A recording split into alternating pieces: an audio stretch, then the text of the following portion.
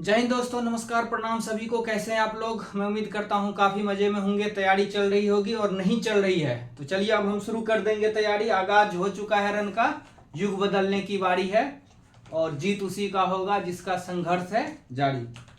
तो आपको भी पता है बिहार पुलिस की जो है 19,838 सीटों पे बहाली आई है। फॉर्म भरे जा रहे हैं, लेकिन फॉर्म भरने से नहीं होगा बच्चों, दोस्तों, जो भी हैं, साथियों, भाइयों, आप सभी को पढ़ना भी पड़ेगा। और पढ़ना भी पड़ेगा, इतना जो ब्रह्मांड जैसा सिलेबस दिया हुआ है तो उसको पढ़ना पड़ेगा और अच्छे से पढ़ना पड़ेगा। खैर, तैयारी कैसी करनी है, क्या पढ़ना है, इसके लिए सटीक रणनीति वीडियो वगैरह सारा हमारे चैनल पे उपलब्ध है। लेकिन आज से जो हम शुरू करने जा रहे हैं, आप लोगों को मैं पहले ही बताया था कि हम लोग हिस्ट्री से शुरू करेंगे। और SCRT क्लास 9th किताब ये देखिए सामने में रखी हुई है और इसी का पहला चैप्टर है कक्षा 9 का भौगोलिक खोज। तो हम लोग भौगोलिक खोज से शुरू करने वाले हैं। जो चैप्टर का संपूर्ण निचोड़ है पूरा मैं इसमें आप लोगों को जो है देने वाला हूं। क्वेश्चन इससे बाहर नहीं जाएगा अगर इस चैप्टर से पूछेगा तो। हालांकि सेम एग्जाम जो है BPSC TRE का भी होता है, जो BPSC टीचर रिक्रूटमेंट एग्जाम है, बिहार शिक्षक भर्ती है, उसमें भी SCERT है, सोशल साइंस चाहे साइंस है जो भी है। तो जो सोशल साइंस वाले BPSC TRE के भी बच्चे हैं उनके लिए भी यह वीडियो काफी मददगार साबित होगा। बिहार पुलिस वाले का तो बल्ले बल्ले है ही। मैं उस लेवल तक, बिहार पुलिस का लेवल थोड़ा सा कम रहता है, BPSC टीचर चूंकि BPSC एग्जाम ले रहे तो थोड़ा सा उसका लेवल ऊपर रहता है। तो यह वीडियो दोनों के लिए बहुत ही ज्यादा महत्वपूर्ण होने वाला है। बाकी वीडियो आप देखेंगे तो खुद कमेंट करेंगे कि कंटेंट जो है बहुत मजेदार था और पढ़ करके काफी मजा आया, पहली बात। और दूसरी बात, जो SCRT है, यह वीडियो जो है भौगोलिक खोज क्लास 9th का पहला चैप्टर है, इसका 2 पार्ट उपलब्ध होगा। चूंकि एक पार्ट में ही अगर बनाता तो वीडियो काफी लंबी हो जाती, इसलिए हमने इसका 2 पार्ट में डिवाइड किया है। तो चलिए अब हम बिना देर किए हुए आते हैं अपने मुद्दे पे, अपने टॉपिक पे। ये थी ज्ञान की बातें। सॉरी दोस्तों, मैं कोई ज्ञान की बातें नहीं कह रहा हूं, मैं बस क्लियर कर रहा था, बता रहा था आप लोगों को। तो भौगोलिक खोज, अब देखिए, आपको पता है, नहीं पता है तो मैं बताता हूं क्या। यह जो है वर्ल्ड हिस्ट्री का टॉपिक है। अब भैया इतना दिन से Indian history, ancient, medieval, modern चल रहा है, बाहर निकलिए, अपडेटेड कंटेंट पढ़िए, सिलेबस के हिसाब से पढ़िए। बिहार पुलिस वाले बच्चों, आपको ज्यादा विशेष ध्यान देने की जरूरत है, क्योंकि ना प्रीवियस ईयर पेपर उपलब्ध है और ना कुछ उपलब्ध है मार्केट में। अंदाजे में लोग पढ़ा रहे हैं, घोड़ा रेस में दौड़ रहा है, कहां जाना है कुछ पता नहीं, प्रीवियस ईयर है कि नहीं है कुछ पता नहीं। जो सिलेबस आयोग ने दिया है आप उसको पढ़िए, एग्जाम में 100% पास आप करेंगे। क्या बोल रहा है, कौन क्या बोल रहा है, बहुत ज्ञानी लोग हैं, उस सबसे आप बिल्कुल उन सभी बातों में नहीं रहिए। तो जो SCRT का सिलेबस है हिस्ट्री का, पहला चैप्टर है भौगोलिक खोज, इस चैप्टर का ही नाम है। आइए इसको थोड़ा सा हम बैक में लेके चलते हैं कि आखिर ये भौगोलिक खोज इस चैप्टर का नाम क्यों पड़ा और भौगोलिक खोज की आखिर जरूरत क्यों पड़ी। तो साथियों, आपको पता होगा कि हमारा जो देश है भारत, ये 200 वर्षों तक अंग्रेजों का गुलाम रहा था और यह भौगोलिक खोज का तार कहीं ना कहीं इसी से ही जुड़ा है। हालांकि उतना डिटेल्स में हम जाएंगे तो वीडियो काफी बड़ा हो जाएगा, शॉर्टकट में मैं आपको बताता हूं।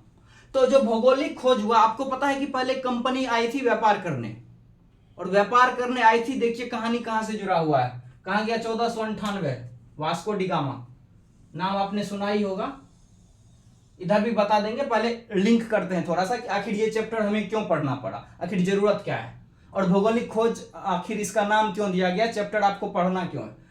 तो भारत आने का जो मार्ग है ये वास्को डिगामा को मिला था। कौन बताया था पता है? अब्दुल मजीद। कहां पे? दक्षिण अफ्रीका में। तो भारत आया था व्यापारी बन करके, पहली बार तो ऐसे घूमने के लिए आया था। और कालीकट, मालाबार तट पे कालीकट बंदरगाह था, वहां का शासक था जमोरिन, भव्य स्वागत किया था इनका और मसाला भी दिया था, एकदम एक खुशी से मसाला दिया था। एक टुकटुकिया जहाज और ही खरीदा और उसमें कुछ मसाला अपने पैसे से खरीदा। और जब ये मसाला लेकर के गया तो 60 से 62 गुना मुनाफा कमाया। उन्होंने देखा कि अरे भैया ये तो बहुत ही फायदे का सौदा है, आप समझ जाइए 60 से 62 गुना फायदा, और क्वालिटी भी बहुत बेहतरीन मिली। बस कहानी वहीं से शुरू हुई। भौगोलिक खोज और कंपनियों का सिलसिला आना शुरू हो गया, कंपनी लगातार आने लगी। लेकिन बच्चों ये नहीं है, इससे पहले अब थोड़ा सा और बैक चलते हैं। ये तो मैंने बता दिया कि भारत में आगमन हुआ और यहां से चीजें हो गई, लेकिन इससे थोड़ा सा बैक कि आखिर वास्को डिगामा भारत आया ही क्यों, ये इस चीज को आप जानिए। थोड़ा सा बस 2 मिनट का समय लूंगा आपसे। तो भारत वास्को डिगामा आया ही क्यों, इसका पीछे की कहानी है। कि भारत और यूरोप का जो है व्यापार वो बहुत पहले से काफी लंबे समय से चले आ रहा था। लेकिन ऐसे में क्या था, यूरोप वासियों को जो अरब के निवासी थे उनसे भारत से वो डायरेक्ट कनेक्टेड नहीं था, क्योंकि भारत आने का रास्ता नहीं पता था। एक चीज आप लोग यहां पे गौर कीजिएगा, बहुत लोग बढ़ा देते हैं और आप पढ़ लेते हैं कि भारत का खोज वास्को डिगामा ने किया। नहीं भाई, भारत का खोज कोई नहीं किया, भारत सदियों सदियों से है। आपने सुना है कि भारत का किसी देश का जन्म हुआ है, जैसे पाकिस्तान है, जैसे बांग्लादेश है, कहीं आपने पढ़ा है कि भारत का जन्म हुआ? नहीं, ये सदियों से था, हमेशा से था, हमेशा से रहेगा। रास्ता नहीं पता था लोगों को, तो वास्को डिगामा ने भारत आने के मार्ग का खोज किया, रास्ता का खोज किया, ना कि भारत का खोज किया। ये चीज आप दिमाग में रखिएगा हमेशा। तो यूरोप वासियों का जो व्यापार था वो भारत से होता था, लेकिन इनडायरेक्ट रूप से होता था। अरब के जो व्यापारी थे, जो सौदागर थे, वो भारत आते थे और यहां से ले जाते थे अपने बाजारों में, और वहां से यूरोपीय ले जाते थे। हालांकि मैप है नहीं तो मैं मैप के थ्रू आपको बता देता कि अरब की लोकेशंस कहां है, थोड़ा सा आप कष्ट कर लीजिएगा। चलिए, तो अब यूरोपियों को वही सेम चीज मिलता था, यूरोपियों को वही सेम। अब भारत में मान के चलिए, भारत से अरब के व्यापारी ये मार्कर जो है, व्हाइट बोर्ड मार्कर 5 रुपए का खरीद के ले गए भारत से। अब वो जो है यूरोपियों को बेचेंगे कम से कम 7 रुपए में, और यूरोपीय अपने देश में ले जाके बेचेगा 10 रुपए में। तो यूरोप के लोगों को सामान 10 रुपए में मिला ना, लेकिन भारत से तो ये 5 रुपए की खरीद के आई। तो ऐसी स्थिति में और भी कारण थे। एक तो ये पहला कारण हो गया। दूसरा कारण थे कि जो वो सामान लेके जाते थे, रास्ते में लूट खसोट हो जाता था, बहुत जगह इनको चुंगी देना पड़ता था, टैक्स देना पड़ता था, कर देना पड़ता था। तो यूरोपियों को लगा कि हम इतनी मेहनत कर रहे हैं, फिर भी चीजें हमें सही क्वालिटी की नहीं मिल रही, हमें ज्यादा पैसा में मिल रहा है। अब ऐसी स्थिति में उन्होंने अलग अलग जगह को सर्च करना शुरू कर दिया, अलग अलग जगह को खोजना शुरू कर दिया, और यहीं से शुरू हुआ भौगोलिक खोज का सिलसिला, नए नए जगहों के खोजने का सिलसिला। यही है चैप्टर का सारांश। आइए पढ़ते हैं, जो इंपॉर्टेंट फैक्ट है, जो इंपॉर्टेंट कॉन्सेप्ट है, सारी चीजों को एक एक करके पढ़ते हैं। आई होप ये समझ गए होंगे कि आखिर भौगोलिक खोज की शुरुआत क्यों हुई, भौगोलिक खोज शुरू क्यों किया गया। चलिए शुरू करते हैं। तो देखिए, भौगोलिक खोज का जो प्रारंभ हुआ, ये भौगोलिक खोज का प्रारंभ करने वाला देश कौन था? पुर्तगाल और स्पेन। बीपीएससी टीआरई 2 में दोस्तों ये प्रश्न पूछा हुआ है। अब आप कहें कि हमें क्यों बता रहे भैया, हम तो बिहार पुलिस वाले नहीं, सिलेबस सेम है, यहीं से आएगा, पढ़ते रहिए एकदम मस्त होके। तो भौगोलिक खोज जो प्रारंभ हुआ था, एससीईआरटी का फर्स्ट पैराग्राफ में ही आपको ये मिल जाएगा, आप देख लीजिएगा एक बार, मुझे पढ़ाने दीजिए। तो जो ये है कि भौगोलिक खोज प्रारंभ करने वाला देश कौन था? स्पेन और पुर्तगाल। ऑप्शन नंबर बी पे था बीपीएससी टीआरई में, रख जाइए, एकदम हूबहू पेपर में छपेगा यही। तो भौगोलिक खोज प्रारंभ करने वाला देश कौन था? स्पेन और पुर्तगाल था। उसके बाद इटली का एक यात्री था मार्को पोलो, नाम याद रखिएगा, आपसे प्रश्न बिहार पुलिस वाले बच्चे पूछ सकता है कि इटली क्या, मार्को पोलो निम्नलिखित में से किस देश का यात्री था? याद रखिएगा, मार्को पोलो इटली का यात्री था। तो भारत का विजयनगर साम्राज्य, बहमनी साम्राज्य आपने पढ़ा होगा, राजा कृष्णदेव राय। तो विजयनगर साम्राज्य और चीन का शासक कुबलाई खां, इनके दरबार में जो है इटली के यात्री मार्को पोलो आए थे, और इन्होंने अपने यात्रा वृत्तांत में इन दोनों के बारे में बखूबी चित्रण किया है, बहुत अच्छे से बताया है। तो ये चीज आपको अच्छे से याद रखना है कि मार्को पोलो कहां का यात्री था? इटली का यात्री था, विजयनगर भारत में है, और चीन का शासक कुबलाई खां के दरबार में इन्होंने यात्रा विजिट किया था, गया था, और उसके बारे में अपने किताब में चर्चा की थी। अगला पॉइंट, 15वीं शताब्दी से 5 दशक पहले यूरोप व एशिया का व्यापार जो है वो कुस्तुनतुनिया के मार्ग से होता था। कुस्तुनतुनिया एक देश है, कुस्तुनतुनिया के मार्ग से होता था, परंतु 1453 ईस्वी में कुस्तुनतुनिया पर तुर्की का आधिपत्य हो गया। बहुत बार ये बहुत एग्जाम में प्रश्न पूछा हुआ है कि कुस्तुनतुनिया का पतन कब हुआ, ईस्वी याद रखेंगे, 1453 ईस्वी में कुस्तुनतुनिया का पतन हो गया। और कुस्तुनतुनिया पर अधिकार किसने किया जब कुस्तुनतुनिया का पतन हुआ? यह भी याद रखना है बच्चों आपको कि इसने, तुर्की ने कुस्तुनतुनिया पर अधिकार कर लिया। चलिए अब आगे बढ़ते हैं। आपसे प्रश्न पूछा जा सकता है कि यूरोप वासियों को कंपास का ज्ञान किससे मिला? अरब वासियों से, वही अरब वासी जहां से पहले उनका व्यापार होता था। तो यूरोप वासियों ने कंपास का ज्ञान किससे प्राप्त किया? अरब के निवासियों से, अरब वासियों से। यह बात आपको ध्यान रखना चाहिए। चलिए अब आगे बढ़ते हैं। इटली, स्पेन एवं पुर्तगाल समुद्री तटीय इलाकों में नव निर्माण की एक नई पद्धति का विकास किया गया। क्योंकि अब देखिए, विकास इसीलिए भी होना जरूरी था कि भौगोलिक खोज हो रही थी, भौगोलिक खोज हो रही थी, नए नए जगह पे लोग जा रहे थे, तो ऐसी स्थिति में नए नए इन्वेंशन होना भी जरूरी था। तो नया नवनिर्माण के पद्धति का विकास होता है और इसको जो है क्या कहा गया, खांचा पद्धति। जो नया पद्धति का नव बनाने का पद्धति का विकास हुआ उसको खांचा पद्धति कहा गया, बिल्कुल आपको याद रखना है। एस्ट्रोलॉब क्या है, तो बहुत अच्छा क्वेश्चन ये बन सकता है आपके एग्जाम में। अक्षांश को जानने का उपकरण। अब अक्षांश देशांतर क्या है, शायद सभी लोग जानते होंगे, नहीं तो मैं 1 मिनट में बता देता हूं अक्षांश और देशांतर क्या है। ये हमारी पृथ्वी है और पृथ्वी पे ये लीजिए ऐसे करके करके करके रेखाएं गई हुई है। ये जो खड़ी रेखा है ये अक्षांश रेखा है, जो पड़ी रेखा है ये देशांतर रेखा है। ये ज्योग्राफी में हम लोग डिटेल में डिस्कस करेंगे। तो जो खड़ी रेखा है, खड़ी रेखा ये अक्षांश रेखा है और जो पड़ी रेखा है वो क्या है, देशांतर रेखा है। 0 डिग्री लाइन को भूमध्य रेखा, विषुवत रेखा सब कहते हैं इसको। खैर ये ज्योग्राफी का है, हम लोग डिटेल से पढ़ेंगे। अभी आप जानिए अक्षांश। कहीं स्थिति अगर आप मान के चलिए हम यहाँ पे हैं, यहाँ का हमको अगर लोकेशन जानना है, मोबाइल गूगल मैप होगा, आप करिएगा यहाँ पे ऐसे टैप करिएगा तो लोकेशन दिख जाएगा। 2 पॉइंट दिखेंगे, एक होता है अक्षांश, एक होता है देशांतर। तो किसी भी जगह का अगर हमें अक्षांश और देशांतर अगर हम मिल गया, निकाल लिया, तो हम उस जगह के लोकेशन तक पहुंच सकते थे। तो ये जो एस्ट्रोलॉब का निर्माण किया गया, चूंकि भौगोलिक खोजें हो रही थी, यात्रा कर रहे थे लोग, अब हवाई जहाज ट्रेन तो था नहीं और घोड़ा गाड़ी से इतना दूर जा नहीं सकते थे, तो पानी वाली जहाज उससे यात्रा होता था। एस्ट्रोलॉब था अक्षांश जानने का उपकरण। ये चीज आप दिमाग में रखिएगा, याद रखिएगा। केरावल्य, नई किस्म की हल्के व तेज चलने वाले जहाज। जब अब भौगोलिक खोजें प्रारंभ हो गई, एक जगह से लोग दूसरे जगह जाने लगे, व्यापार बढ़ने लगा, बिजनेस बढ़ने लगा, तो ऐसे स्थिति में जरूरी था कि नए नए चीजों का खोज हो, नए नए चीजों का इन्वेंशन हो।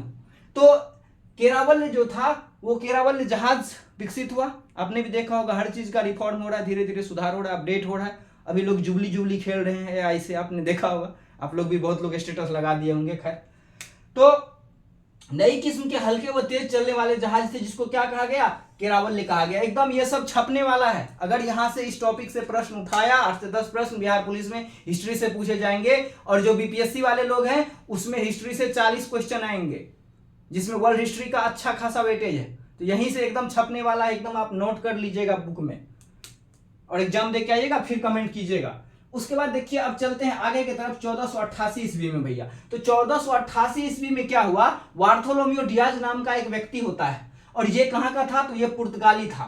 बार्थोलोमेओ डियाज जो है दक्षिण अफ्रीका के सबसे दक्षिणतम बिंदु उत्तर मासा अंतरिक्ष पर पहुंचा। कौन, बार्थोलोमेओ डियाज। तो अब आपसे प्रश्न पूछ सकता है कि उत्तर मासा अंतरिक्ष पर जो है बार्थोलोमेओ डियाज कब पहुंचा, तो 1488 ईस्वी में पहुंचा। ये बात आपको दिमाग में बैठा लेना है। चलिए अब आगे पढ़ते हैं। 1492 ईस्वी में क्रिस्टोफर कोलंबस जो कि स्पेन का था, अमेरिका की खोज किया। अब यहां से देखिए 3 प्रश्न आपके बन जाएंगे। अमेरिका का खोज कब हुआ, 1492 ईस्वी में। किसने किया, क्रिस्टोफर कोलंबस ने किया। क्रिस्टोफर कोलंबस कहां का यात्री था, कहां का निवासी था, स्पेन का निवासी था।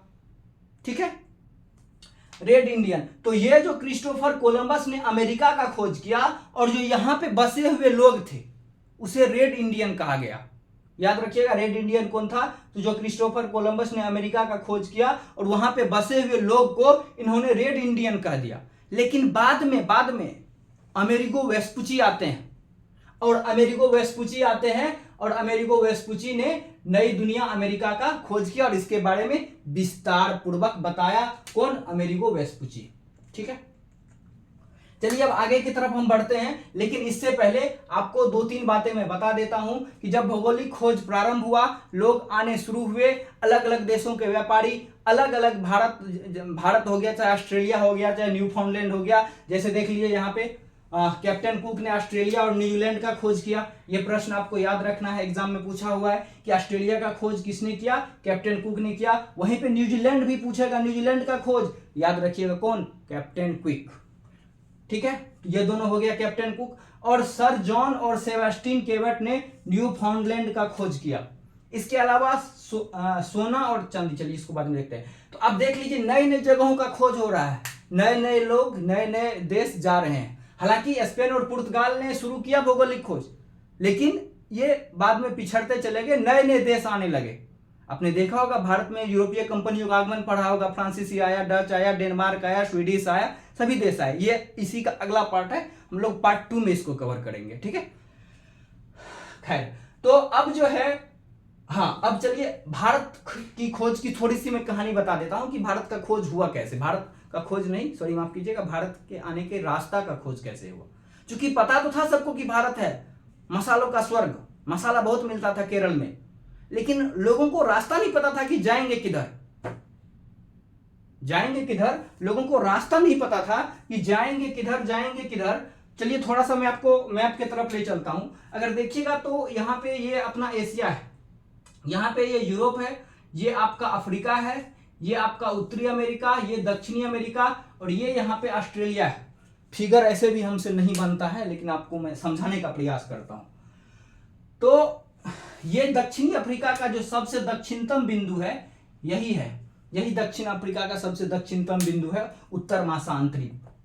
और यहीं पर ये जो भारतीय व्यापारी थे अब्दुल मजीद, वास्को डी गामा चला था, खोज रहा था, भारत नहीं मिला। सब लोग जो इसके टीम वाले थे थक हार गए थे, परेशान हो गए थे कि अब चलो वापस चलते हैं, नहीं मिलने वाला है, कहाँ है, क्या है, नहीं है। तो ये गुजराती व्यापारी था, हीरे का व्यापारी अब्दुल मजीद, यही यहाँ पे वास्को डी गामा से मिलता है। और वास्को डी गामा से जब मिलता है उत्तर महासांतरिक पे, तो लगता है कि अब बात बनने वाला है। कैसे न कैसे दोनों की वार्तालाप होती है और वास्को डी गामा से पूछते हैं अब्दुल मजीद से कि मैं भारत की खोज में निकला हूं, लेकिन भारत मुझे मिल नहीं रहा है, किधर है रास्ता, अब हम लोग वापस जा रहे हैं। अब्दुल मजीद ने बताया आप सही लोग से पूछे हैं, चलिए मैं बताता हूं कि भारत किधर जाना है। यहां से बढ़िए एकदम ऊपर की तरफ सीधे चले जाना है, सीधे। पहुंच गया कहां, कालीकट, जमोरिन मिलता है, स्वागत होता है। तो ये थी इनकी कहानी, याद रखना है। भारतीय जो व्यापारी था उसका नाम अब्दुल मजीद था, वास्को डी गामा से इनकी मुलाकात हुई थी। तो साथियों, आई थिंक आपको ये कंटेंट पढ़ के काफी मजा आया होगा, ऐसा मैं उम्मीद कर रहा हूं। फिर भी कहीं कोई डाउट है, कोई समस्या है, कमेंट सेक्शन में जरूर लिखिएगा। इसका अगला पार्ट 2 बहुत ही जल्द उपलब्ध हो जाएगा आप लोगों को। जो भौगोलिक खोज चैप्टर है, इससे रिलेटेड जो भी टॉपिक्स, जो भी महत्वपूर्ण बातें अब बची हुई है। तो आज हम लेते हैं आपसे विदा, और इसी तरह के मजेदार कंटेंट के साथ फिर हम जल्द ही रूबरू होंगे आपसे। तब तक के लिए अपना ख्याल रखिए, और फिर से मैं कहता हूं कि इस बार वर्दी आपकी होनी है, सर्दी आए ना आए, वर्दी जरूर आएगी। इसी जोश जुनून के साथ आप लोग पढ़ते रहिए मस्त होके। चलिए मिलते हैं फिर अगले वीडियो में। जय हिंद, जय भारत।